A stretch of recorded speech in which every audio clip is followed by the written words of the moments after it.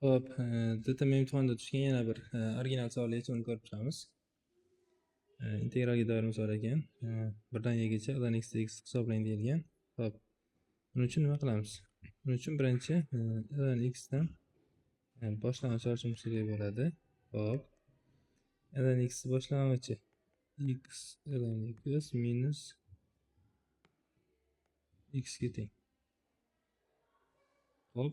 Endi shuni 1 dan ygacha bo'lgan vaqtda hisoblaymiz. Ya'ni birinchi y qo'yamiz.